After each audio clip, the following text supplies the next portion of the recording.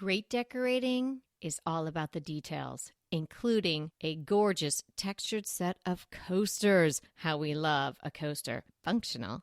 And why not be beautiful? Quince has a gorgeous set of woven rattan coasters in 3 terrific colors with their own little holder that you're going to absolutely love. And if you haven't visited quince.com/DTT yet, get on over there. It's everyday elevated living without the markup. From crisp 100% linen bedding and soft organic cotton towels to airy curtains and premium kitchen tools designed for everyday use. And the best part? Like Quince's clothing, their home goods are half the cost of similar brands. By partnering with top artisans, Quince cuts out the cost of the middleman and passes the savings on to us. And Quince only works with factories that use safe, ethical, and responsible manufacturing practices and premium fabrics and finishes. Elevate your space with home essentials from Quince. Go to quince.com/DTT for free shipping on your order and 365-day returns. That's Quince, QUINCE.com/DTT to get free shipping and 365-day returns. Quince.com/DTT. Buckle your seatbelt.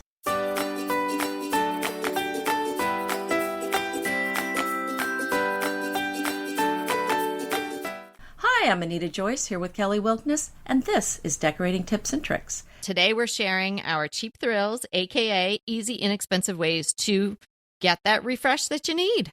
We're all on some sort of budget, and so these are just so great, and so many of these we've both done, Kelly. So I think these are definitely tried and true ways to really kick your home up a notch.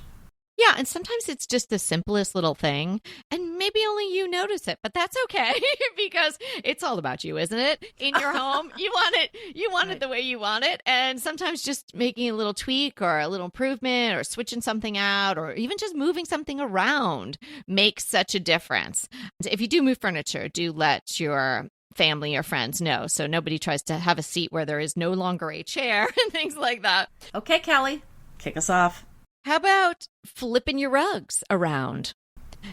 You can flip some rugs completely over. It has to be a certain type of rug, obviously, if it has some sort of plastic coating on the opposite side. But some rugs, the way the weave is, it's a complete flat weave rug on one side, and then it's a little bit more tufted on the other side. You can actually turn the whole thing over, and it's a different look. Sometimes you'll come across a designer in a magazine, or maybe you've seen it in real life, where they'll use the opposite side of the fabric. Oftentimes it's a little more muted. Have you seen that, Anita? Oh, absolutely. Yes. Yeah. Definitely. Sometimes the designer does use the fabric upside down. So you can do a similar thing with your rugs. You can try that. But if that's not going to work for your rugs because of the type of rug or the coating that it may have on the back, you can just turn them around, because oftentimes the way a rug is situated in a room, there's a path that people are walking over. So that's the area that gets a lot of traffic. It might be squished down or something like that. It might not look as fresh as the side that's perhaps tucked under the furniture or is in the area of the room where there isn't a pathway. So you can just rotate it around. It also helps with the life of your rug. Well, you're right, because sometimes the sun is hitting part of it, or there are those pathways. Or maybe the dog got sick on a certain corner, and maybe that's better tucked under the sofa. So I think that's not a bad idea to, think about rotating those. Have you been to my house recently? Ooh, I have a few here. Yeah. No, I think that's a great idea. How about painting old furniture for a fresh look? We are such a fan of painting a piece that just is looking tired and old. Now, I have a lot of furniture that is not painted. So we're not saying paint everything, but if there's something that you just don't like the color of, sometimes you get an old piece of furniture and it looks kind of orange. The stain maybe has not aged well with the polyurethane on it, and it's amazing what a fresh coat of paint will do. Or maybe it's painted and you wanted a little different color. That gives so much life to a room. And you can maybe use some paint that you actually have in the garage, some extra paint that's left over, so you don't even have to go out and buy a can of paint. Well, something you can do that we love to do, and is the change of season, you can create a fall vignette. Get started on your fall decor. Create a little vignette. Go around your house, find things that you have stored in the cabinets, or pull out that fall bin if you still have decor bins hanging around, and just take one or two things out. Maybe you use a lantern and a mini pumpkin and maybe a little vase with boxwood or something like that. Or you don't even have to add a pumpkin, but if you add something that has a cozy vibe like a lantern or a candle, then you'll really be sort of getting that fall feel going in your house. And that is really simple and fun to do, and you don't have to buy anything. How about using some unique objects for artwork? Maybe, and I've also framed my daughter's baby dress on a wall. Some unique piece of, sometimes there's some beautiful scarves that are beautifully framed. So you could go that way. Maybe a really beautiful tapestry or something. You could hang that on the wall. There's so many unique things you can hang on your wall, unique to you, that would be so personalized that nobody else has that exact same thing. Great ideas. I just saw a scarf framed, and it was House and Garden, UK. Can't remember the month that it was, but it was over the summer. And it was a very large scarf. It had some drawings of horses on it. And they framed it in a very simple gold frame and hung it behind the sofa. And it was spectacular. And apparently the woman had found it in a vintage store in Charlottesville, Virginia, which is a really horsey area. So it was all very special and lovely. And as you say, completely unique to her. I was mentioning dipping into your cupboards and going into the back of cabinets and pulling some stuff out. Maybe it's a great time just to rotate your decor.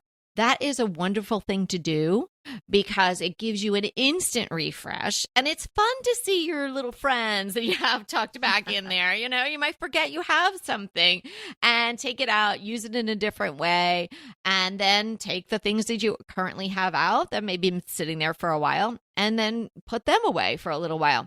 I love rotating stuff out. Obviously, you're not going to do this every week. You have a busy life and things are going on. You don't necessarily have time to do this all the time. But if you do it seasonally or even once a year, take a look at your bookshelves. See if stuff is in there that maybe, you can switch out or change up a little bit, and use the things that you already have. Painting wicker baskets or even wicker furniture. Now, I know I mentioned before painting furniture, but a lot of times people don't realize you can paint wicker too. And I actually bought some wicker chairs from Anthropology that were already painted this gorgeous color of blue, and they are so stunning. Now, were they just kind of the natural color, they would not have the pop in my room that they do with that beautiful blue paint. Oh, yeah. And I would suggest spray paint. I mean, you all know I love spray paint, but you really want to get in all the nooks and crannies. So if you're using a wicker or a tan, I think spray paint's a great idea.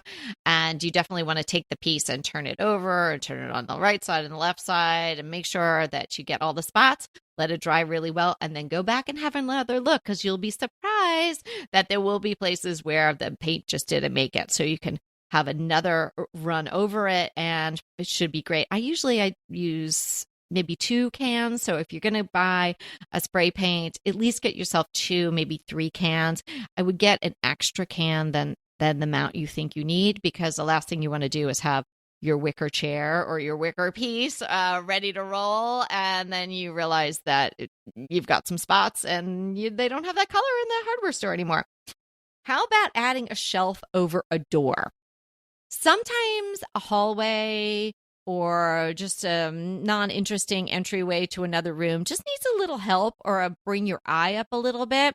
So you could put a shelf right on the casing of the door. Maybe you have little corbels on either side. You can buy a shelf very inexpensively at a Home Depot, or maybe you even have a shelf somewhere hanging around, or just a nice piece of wood. You can get some brackets. Paint it if it's not painted already. I would paint it probably the color of the trim and probably in a semi-gloss, so it kind of blends in, because you really don't want the shelf necessarily to be the focal point. You want maybe the things you're putting up there being more the focal point. So maybe you lean, an 8x10 little oil painting that you found in an estate sale or something like that. I wouldn't put too many things up there and nothing too small because it's going to be up high, but it can be a really effective way to bring your eye up in a room and add a little bit of interest. Well, I'll add a corollary to that, and that is to add a shelf just on your wall. Same thing, you can display a piece of art or a mirror there, and you just lean it against the wall. Now, if you have small children or you're concerned about it, you certainly can attach it at the top so that it's not going to fall off and hurt anybody. But that leaner is a nice look, and the beauty of it is once you put the shelf up, you're not having to worry with nails in the wall for your different heights of artwork. Because if you change out the artwork and it's different heights, typically you're going to have to move that nail up and down because the bottom of the artwork usually you want in the same spot. So if you're using a shelf, you don't really have to have a nail in the wall, and the artwork is going to be always at the right height. So I think that's a great idea, Kelly. And my next idea is to add an oversized basket in your room to store your extra pillows or throw. Now that it's fall, we're going to bring out those fall pillows and throws, and sometimes some of these are kind of chunky, so it's nice to have some storage in the room, and then that adds a beautiful look as well. I did that several months ago. I had a wicker basket. It's a really nice size wicker basket. It was kind of in this little transition corner in the dining room that goes into our little side office. So it's kind of an awkward space, but it definitely looked like it needed something there. And I had a plant in there, and it was just a pain in the neck with the plant because it kind of, when it grew, which of course you wanted to, the leaves and the stems were kind of dangling over awkwardly. And then every time I watered it, I had to take it outside so it didn't want to get water on the floor. So I was like, not a great place for a plant. So I put a couple of pillows in there, and I thought, I don't know if I'm going to like that, just a pillow sitting there, but I love it. So I have 3 pillows in there, and then the front one is this small felted pillow that actually has the year that our house was built, 1886, on it. So it makes sense that it's in there, and it looks really nice. And you can change the pillows out, obviously, for the seasons. And as Anita's saying, now that we're into the fall, maybe something chunkier, maybe the furry pillows are making their way back out. And my furry pillows took a really long time to go away this year because the weather was really not summery for a long time. So my furry pillows probably should stay inside a little bit longer because they were out for too long. I love that. I love that. So you've already done it, and it looks great in your house. So that is fantastic. Outlet covers. Sometimes they just look cheap. Sometimes they get cracked. Sometimes those little corners and the areas where they connect to the actual switch get dirty. Sometimes if they're a toggle, the toggle goes missing. So if you've got dirty, cracked, discolored, mismatched, or just not so great looking outlet covers in your house, you can switch those out very inexpensively. I really am jonesing to change up all the outlets to do the push button or the push button and turn ones. Now it's going to be a little bit of an expense, so I've held off on doing it. But that is definitely on my long-term when I get to it list. But in the interim, I just switched out a white plate in my powder room because switch gets a lot of action. People are in and out of that kitchen powder room all the time, and it just didn't look so great anymore. So you just buy the cover. They're sometimes $1.69, something like that. So if you're living with ones that used to be white, but now they kind of look yellow, or in any way they're not just looking their best, easy and inexpensive switch. Hey, we'll be right back with the rest of the show, but keep listening so we can continue bringing you DTT. I can't stop using dupe.com. This is an amazing website, service, best friend. I absolutely love it. So you find something that you really want and it's too expensive. It's a budget buster. Then you use dupe.com and you can find almost the exact thing or very similar products for much less. So I was crushing on this incredibly gorgeous coffee table. I had it in my mind. I had it in my Pinterest boards. I had it everywhere, but I just didn't have it in my house because it was too expensive. When I learned about dupe.com, that was the first product that I tested. And boy, did I find some amazing dupes. And I purchased one. So the original was almost $3,000. And Dupe showed me many choices, all the way down to under $200. Now, you may think something this extraordinary is hard to use, but it's so easy. Just type dupe.com / before any product URL in your browser, and boom, it instantly finds you less expensive alternatives. They even have an app and a browser extension you can download. No account required, no sign up required. It's completely free. That's completely free free to use. Stop wasting your money on brand names and start saving with dupe.com today. How about getting some digital artwork on Etsy? So you pick out what you want, and then usually you can choose once you've bought it, then you can print it out in whatever size you want. And this is a great way to have some inexpensive personal artwork. Now, you're only going to be able to print out the size that your printer allows, which is probably going to be an 8 by 10.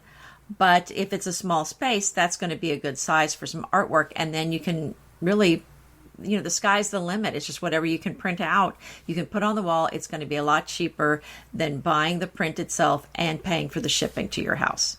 I have always been hesitant to do that. So I want to ask you some follow-up questions, because there are some beautiful things out there and it seems so inexpensive. Sometimes, and maybe other people have had this experience, you're looking for a certain type of art or something on Etsy and it comes up and you're like, $4? Like, how could that be $4? And then you realize it's the digital print. Okay. So what do they do, Anita? They send you the digital print in some sort of PDF format or something? I would think it would be a JPEG file, and it's going to be a high resolution file. So you're going to be able, and it may say this is going to be good up to X size. So you may have some limitations based on the resolution of the file that they have. And then when you go to print it, there's a variety of papers you can get. And, in the old days, you would go down to Staples or Office Depot, which you can still do, but now you can go on Amazon and pick out whatever kind of paper you want. So I would not print this on regular paper. You're going to want to print it on either maybe a glossy paper or even something that's kind of a linen look with some texture on it, or some other sort of special paper, so that you're going to get the effect that you like. And yes, you can buy so many of these special papers at Amazon now. Okay. Yeah, that was my follow-up question. You anticipated it. I thought, can you just stick one of those nice, chunky texture typed paper in a regular printer? I guess you can. Mm-hmm. Yeah. Oh, I've definitely done it for sure. Okay. Good to know. How about a runner on your table? It's not as expensive as a tablecloth. It's not a big commitment. Maybe you've got some folded up in a drawer somewhere. Pull them out. Change it up. If you've got a summery runner, make it a fall runner. If you don't have a runner at all, there's such a nice addition to a table, particularly if it's a long wooden table, because that's a long stretch of wood. And sometimes if you put something in the center, like a centerpiece, it looks a little lost because it's not grounded. You can kind of think of a runner as sort of like a carpet for, your furniture has the carpet as an anchor. So the runner is the anchor for whatever you're putting on your table, whether it's one centerpiece or something in the center with some candles on either side, or a long dough bowl or something like that. It adds some more substance to whatever you're putting on the center of the table. So it just doesn't look like it's floating. I so agree with you. And here's the thing. When you're in the dining room, a lot of times there's a wood floor, there's walls, maybe there's curtains, maybe there's not. Usually there's not a lot of fabric in there, and so there's a lot of hard surfaces. So putting that table runner on the table is going to make a big difference. And another thing you can do is go with a smaller tablecloth and turn it sideways. So the ends of your rectangular table are showing, the wood is showing on the sides, and then the tablecloth drapes down kind of a little bit long on the front and then in the back. And I think that's a lovely look, and I do that a lot with my tables. Another idea is to add a sconce to your wall. And I know what you're thinking. I don't want to call the electrician if it's an electric sconce, because now the expense just quadrupled. Mm-hmm. But what about buying an electric sconce that has the cord? And you can get them with the cord. Just, check before you purchase it. But because a lot of these do come with a cord, or it's an option one way or the other. And often the cord is a pretty decorative cord. And then you just plug it in. Just make sure that it's not too far away from that outlet when you put those on the wall. Oh, yeah. And if you can have them where they're over a larger piece of furniture, then the cord can just come down, and no matter where the outlet is, even if you had to add an extension cord, you're not going to see any of it. So many companies make would you call it the corded cord or something? What we call it, the textured cord, the cloth cord, right? The ones that sometimes they almost look like big fat baker's twine. They might have some red or some black or something like that. There's usually maybe 2 colors in there. I know IKEA is doing those, and Rejuvenation has those. But that looks really nice. It's not just the plastic coated wire coming down the wall. And if you going to take that tip and use a sconce that's not hardwired, you can also get the metal channel, and that covers the plastic cord or any cord, and it just runs down from the bottom of the sconce. And then if it is behind a piece of furniture, you can just take it a few inches below that piece of furniture, and then you won't see it, and then the cord can just go over to the outlet. And you can get those at Lamps Plus. They have them in a lot of different metal finishes. So even if you don't buy the sconce there, you can probably find a metal channel that will match the metal on your sconce. I love that idea. And it might really change up the whole feel of that particular room or area in that room by adding another light, which leads me to change out your light bulbs.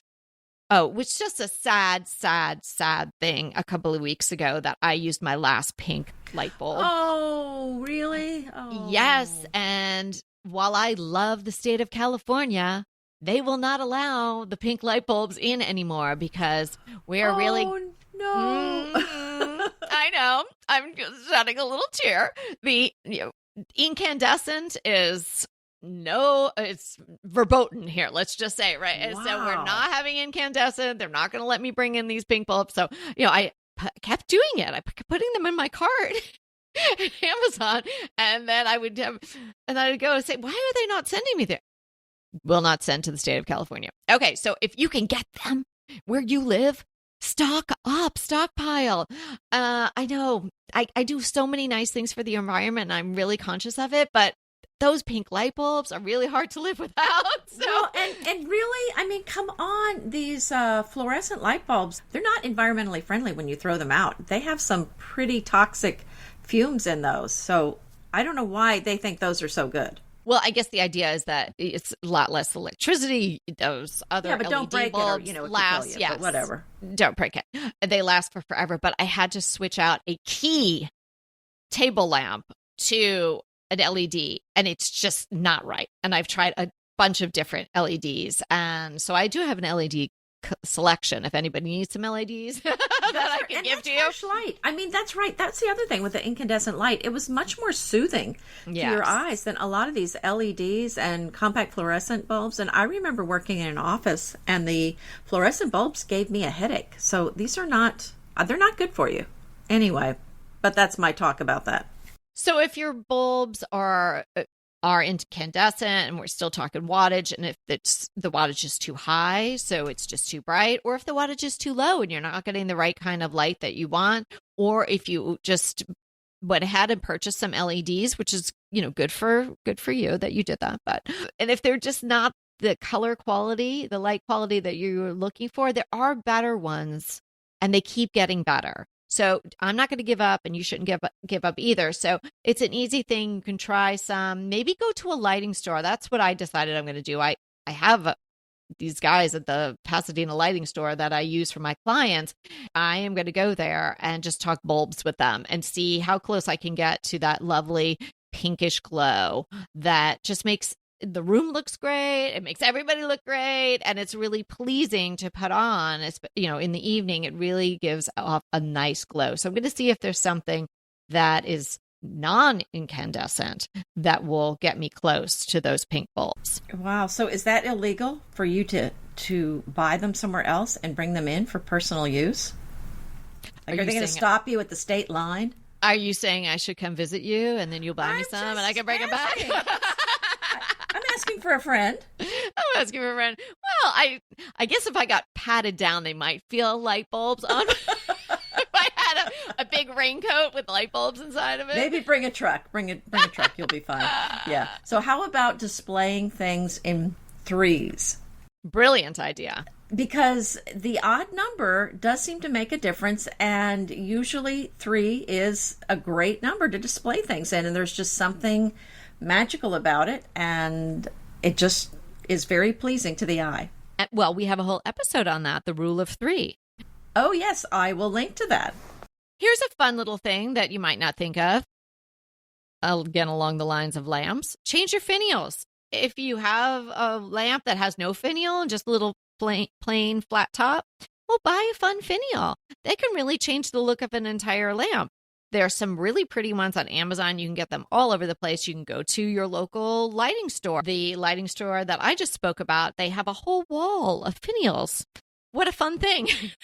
You don't think about changing those all the time, but they can really make a difference. Maybe get one with some crystal, you can get a little sparkle in there, or you can get something that actually is shaped like something, like an animal or something like that. Something fun, pineapple, all sorts of things. So it can really jazz up a boring lamp. I think that's a great idea. And while you're at it, you can change out your lampshade as well. So we've talked about paint a little bit, and I'm going to continue with my paint theme. Try painting your built-in cabinets another color. And I speak from experience. I just painted my cabinets actually a year ago in my living room, this beautiful shade of blue, and I am still in love with the cabinets. I think it was such a massive difference. I'm so glad I did it, and it really completely transformed the room. So maybe if you don't have cabinets in your living room, maybe you do have some built-ins in your study or somewhere else in your house. So just think about if you might enjoy them being a different color. And here's the tip for cheap thrills and a cheap refresh that I think is probably the most dramatic. Move your furniture around. Oh, yes. Whether it's room to room or within a room, try something new. And you may not like it, but you could try it. And I would leave it as it is the new move for a little bit and live with it, because change on all levels is hard. And sometimes when you change something, you immediately don't like it because it's just the idea that it changed. And other people that live with you might not like it because it's just different. But live with it for a little while because it might be good, or it might inspire you to make yet another little shift or another little move that might really be terrific. I have done this with so many clients. I do it with myself, my home, my rooms all the time. But with clients, people say, oh my gosh, like, I never would have thought about that, because you get used to where things are and how a room is set up. And it may not be the best way to arrange the furniture in that room. And maybe you have too much furniture in that room. So take some furniture out. So there you removing something, clearly not spending any money. Maybe you can even sell that thing and you can make some money on it, or you could put it in another room and it will work better there. And if you've got all your furniture smacked up against the walls, move it away from the walls if possible. I mean, if you're living in a teeny tiny little space and you can't do that, every inch counts, well, then you can't. But if you have any sort of space, breathing space in a room, you should be able to pull some of the furniture off the walls so everything doesn't look like it's being held hostage. Okay, so my last one is to rearrange your bookcase. So you talked about rearranging your furniture and what a difference that can make. And think about your bookcase. Rearrange the things in your bookcase, and it's amazing what a difference that will make. And I think the best way to do it is just to take everything out. And if they're pretty overpacked, I would try to put back a lot less when you rearrange your bookcase. So get to it. Refresh. Cheap thrills. We love a cheap thrill. So what are we defining today? A Cheval mirror.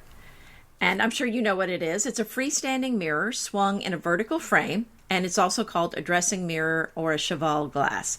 And I know everyone's probably seen these. They are the tall mirrors on a stand, and you can tilt them up or down. And sometimes they're in a fancy dressing room, and they're a fun thing to have in your bedroom for when you're getting ready.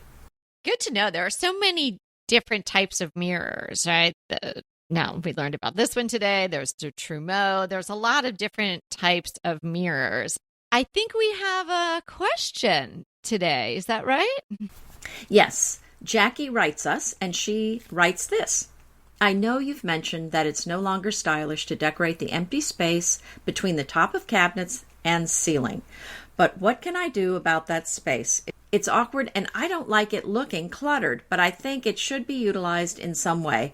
I have an open floor plan and anyone sitting in my living room space can easily see that area. Okay, Kelly, you want to go first? Jackie, resist the urge. Resist the urge. That's 3 words. That's what I have to say. It's hard for me to stick to just 3 words, so I'm going to add some things. We don't know exactly what your cabinetry looks like. We don't have pictures, and we don't know exactly how far it is off the ceiling. But chances are your cabinets go high enough, and you might even have some nice molding up there. It's okay for that area just to be plain and simple, and you just have the top of the cabinetry and some wall, and then you meet the ceiling. You do not have to fill it, right? There is no need to do that.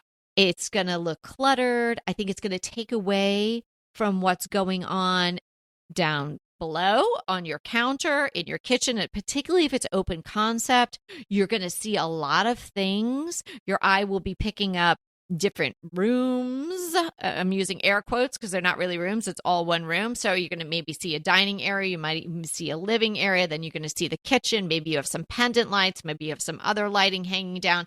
There is no need to have anything above your kitchen cabinetry. I understand there is this tendency to want to fill all the space, but we have a great episode that I will draw your attention to. It's, what's it called, Anita? Learning to love negative space, or all about negative space. Use negative space in a positive way, and I will link to it in the show notes. What a good title we have for that one. Who came up with that? I don't know. But yeah, we'll link that for you to listen to. Yes, I would agree with you, Kelly. And I think it's kind of like when you put all your Christmas stuff up, when you have it all sitting out and it looks so beautiful and festive, and the room looks very full. And then after Christmas, you put it all up, and a lot of people feel like the room looks too bare, and it's hard for them to be happy with the room because it just feels like something is missing. But I think you just have to get used to it. And it's kind of like when you were wearing flare jeans and then they came out with the skinny jeans, and it just looked weird at first, but then it became the thing, and that's what everyone was wearing. And then, you kind of got used to it, and it looked okay. And I think that's what we're talking about here, is take everything off and just try it for a while. And just remember, your house does need some negative space. It does need some empty space where nothing's going on, where your eye can rest. And if it looks weird to you, I would suggest that you go and look at some kitchens online and maybe some magazine sites, and you'll see that all of them have that space empty. And once you start seeing that this is really what other people are doing, I think you'll feel more comfortable with it. So what's your crush? Well, these are so pretty. I love hydrangeas, and I used to buy fresh ones all the time. Mixed results, because sometimes they don't last more than sometimes the stem, it just won't let the water up. So sometimes they don't even last more than a few hours when you get hydrangeas. And then I even tried some dried ones, and they don't hold their color for very long because they're dried. So I just thought, okay, I'm going to have to look at faux. And I went to Oka, because I do have one here in Houston, and the dark blue ones were stunning, and they looked real to me. I put them in my bedroom, and I can tell you they are amazing. I thought they were super beautiful. I'll link to them. $20 for each stem. Sometimes they go on sale, but worth every penny in my opinion. And with the hydrangea, you're getting some nice fullness. Sometimes the faux flowers, and they're $20+ a stem, and it's just a tiny little blossom at the top. I would imagine your hydrangea is pretty full, so maybe you could get away with even just 3 in something. Right. I think I went with maybe 7, but I mean, it is my vase is overflowing. I mean, it's chock full. So yes, I think you could get away with maybe 5, 3, maybe for a very small vase. Because like you said, they are so full, you really don't need anything else in the vase. So I think once you put them in there and that's all you've put in there, it's not that expensive. Hydrangeas are so lovely. Yeah, and sometimes they are really a disappointment.